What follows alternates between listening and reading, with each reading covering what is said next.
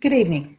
My name is Greta McClain, and I want to start by thanking Mayor Cooper, Ms. Whitney Washington, and Ms. Margie Quinn for inviting me to speak to each of you tonight.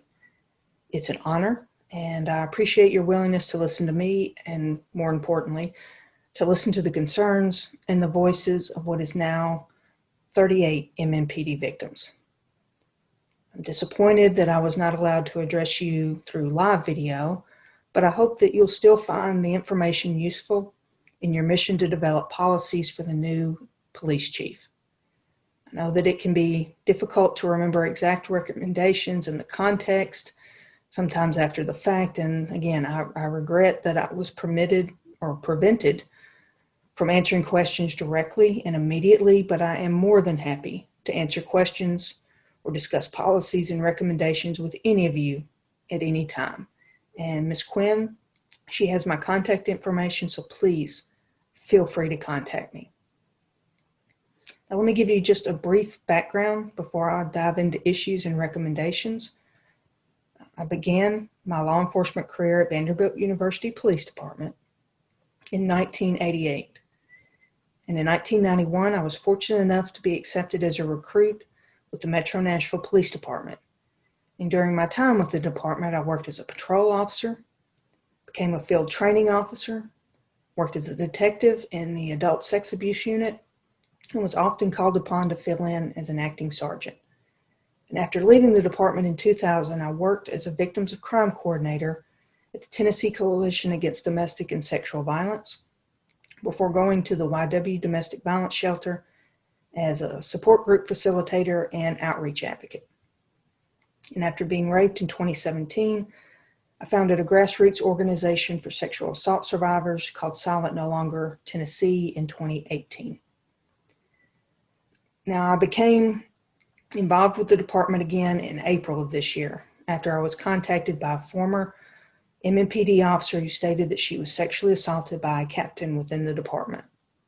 And since then, we've had 37 additional current and former employees come forward to report sexual assault, sexual harassment, racial or gender discrimination, and/or intimidation or retaliation after reporting or complaining about misconduct. Currently, we have 7 complaints of sexual assault, which includes both rape and forcible fondling, 24 complaints of sexual harassment, 10 allegations of racial discrimination, 8 of gender discrimination, and 15 complaints of retaliation and intimidation. Now, in speaking with both MMPD victims and whistleblowers who are still in the department, the biggest concern that they have is regardless of what recommendations or must-dos that the Commission's final report includes, they're afraid that the leadership will be very reluctant to embrace and implement those recommendations. The leadership within the department, they have to be 100% committed to doing the work required to create the change that clearly needs to be implemented in the department. And as I told Mayor Cooper a few weeks ago, you can have the most strategic and brilliant general in charge of troops, but if the majors, colonels, captains, if they refuse to give or enforce orders, the battle can't be won. The Commission can complete the best blueprint and policy report ever created, but if the leadership's not willing to root out the problems and implement and enforce the policies within your report, the culture and the problems will remain. So to address this concern, my first recommendation for the Commission is to send every deputy chief, every commander, captain, director, and manager a copy of the Commission's final report, along with an agreement for them to sign. Basically, their agreement will say that they agree to monitor their divisions and to enforce the recommendations and enforce them equally, file progress reports that include problems and sanctions, and that they realize that if they do not comply, that they will be immediately terminated. Now, the exact information is provided in the packet, and I know that this sounds harsh, but they're supposed to be harsh. Because we have to remember the toxic culture within the department, it didn't appear overnight. It has evolved and it's grown over several years. And with that in mind, I've consulted more than a dozen individuals from a variety of organizations and city departments, and it was the unanimous consensus that the vast majority of deputy chiefs and many of the commanders and captains that they wouldn't enforce the recommendations unless there were serious consequences. And if Mayor Cooper and the Policy Commission truly want the recommendations in the report to be implemented and enforced, the consequences of failing to do so, they have to carry at least equal weight to the damage and the trauma victims and members of the community have experienced. Now, during Friday's Policy Committee meeting, Ms. Sharon Robertson, she said that she saw two main problems: a lack of trust and a need for public safety. And I agree with that assessment. But I believe that there's actually four main issues. In addition to lack of public trust and a need for public safety, I believe that there's a need for fairness and a need for transparency, because it's very difficult to build trust, whether it's trust from the community or trust from the rank and file, without transparency. And it's equally difficult if discipline is not administered in a fair and consistent manner. And from what current and former employees have told us, there's no clear publicly posted investigative process, and the complaints that seem appropriate for human resources may be investigated by OPA and vice versa. And here's one example. A current MMPD employee, she requested her personal OPA file,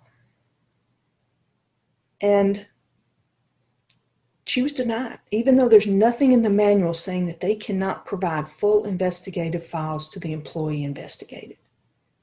Now, it's extremely difficult, if not impossible, to earn trust when it appears as if those in leadership are intentionally attempting to hide or cover up issues.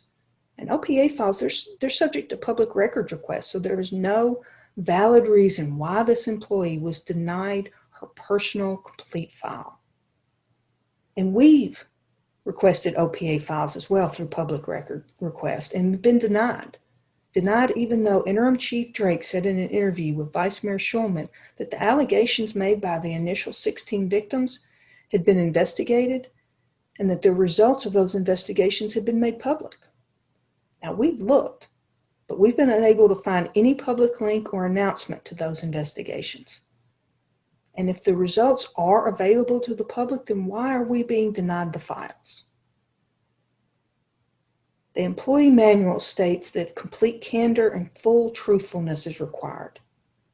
It's true. Honesty and integrity and transparency, that shows the health of any organization. And likewise, a lack of honesty and integrity and transparency, that exposes the problems and breaks public trust. And in order to have a productive community relationship and partnerships, it requires willingness on the part of the department to be open, to be honest, and to be transparent. So it's my recommendation that the department adopts a transparency policy. And the suggested policy is included in the packet that I sent to Ms. Quinn. And I also recommend that OPA adopt a comprehensive transparency policy, and one that incorporates recommendations made by the United States Conference of Mayors Police Reform and Racial Justice Report. And that report emphasized that true reform requires police officers to build trust and accept accountability. So to achieve these goals, they recommended that the process for submitting complaints should be simple, should be easy to understand, and be available in all languages spoken in the area. They also recommend that you allow witnesses to file anonymous complaints and not require that complaints be submitted in person. And OPA does offer an online complaint form. And they also say that complaints should be easy to understand, posted, and show that what the scope of the investigation is, who will conduct the investigation, and the rights of all the parties involved. Now, in addition to their three recommendations, I recommend that in line with the police Policy or Reform and Racial Justice report that OPA accept complaint forms via email as opposed to requiring the form to be delivered to a precinct or emailed, because this allows the public to have a record or a digital receipt for their complaint, and it eliminates any delays in OPA receiving the complaint or any opportunities for the complaint to be lost or misplaced. Like I said just a bit ago, there is an option to complete the file online or the complaint file online, but it's only in English. So it needs to be in all languages. And in addition, OPA should provide detailed information on exactly how investigations are conducted and put the investigative results and sanctions, if applicable, on their webpage. And links should be made available also on the social media pages for the department so that it can be as accessible as possible to the public. And also, in the interest of transparency and to provide the department an additional avenue for community engagement, I highly recommend that the department adopt the IACP, which is International Association of Chiefs Police, policy of conducting satisfaction community surveys, so the department can gauge the effectiveness of programs and receive recommendations on how they can improve. And I suggest using the Department of Justice Community-Oriented Policing Services Survey. And that link to that survey has been provided for you. Now, these surveys, they should be made available online as well and aggressively publicized on social and traditional media, and the results should be publicized on the department's website and social media pages. And to increase community engagement and provide quicker response time to concerns, I personally believe that a survey should be conducted every 6 months. However, if the department is not willing to do that, at least once per year, because I believe it would be very beneficial to the department and to the community if the surveys are conducted, and they should also be available in several languages. And I recommend that the department participate in the Police Data Initiative to show a commitment to transparency and accountability. Now, PDI, it was established by the Police Foundation, a national not-for-profit organization, and the DOJ's Community-Oriented Policing Services Office. And it's based on the Task Force on 21st Century Policing recommendations regarding technology and transparency. And the purpose of PDI is to promote the use of open data to encourage joint problem solving, innovation, enhanced understanding, and accountability between communities and law enforcement officers or agencies that they serve.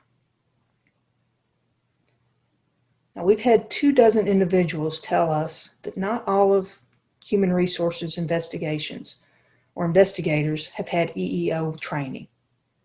Now, it's kind of hard to investigate effectively complaints if you haven't been trained in EEO policies and laws. So I believe everyone in HR who's involved in investigating complaints should at least complete a basic EEO certification class. And likewise, although investigations have basic principles, the circumstances and evidence make every investigation different, and especially if you are conducting a different type of investigation, that dictates how it should be conducted. I was a good sexual assault detective, but I would have had no idea how to conduct a bank fraud investigation.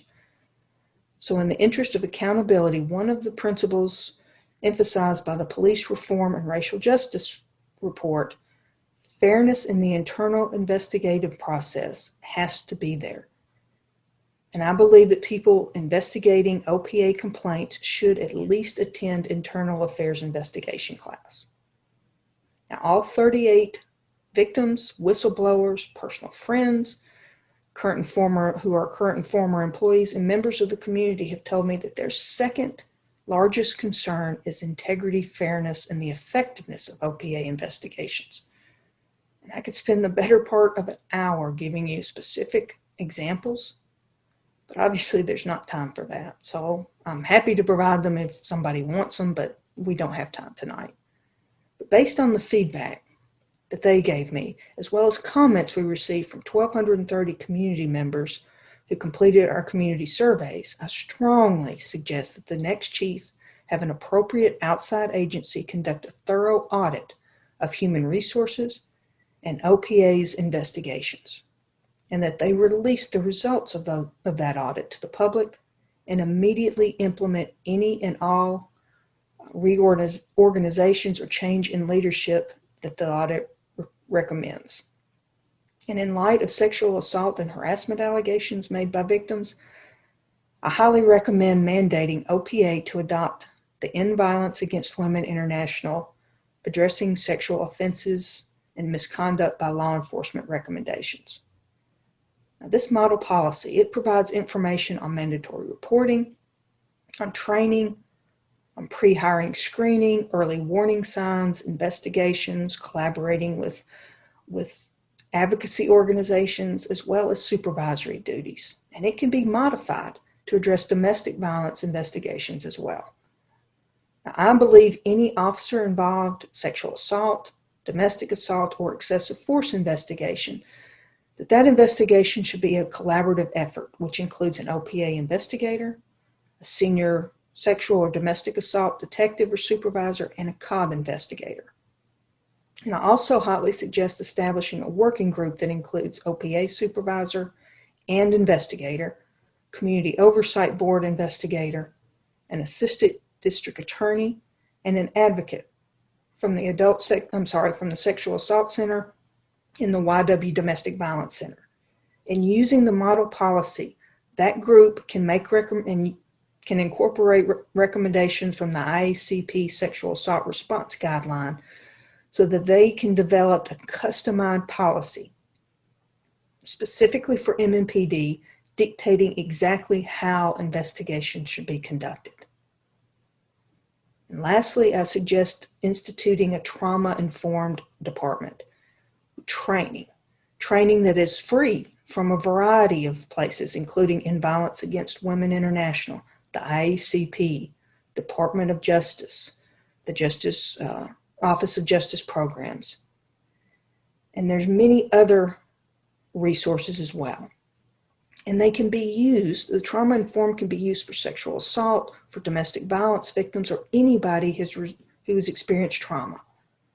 And it can also help the quality of services that officers provide the community, and they can use the trauma-informed tools that they've learned to help themselves and their fellow officers deal with the stress that they experience.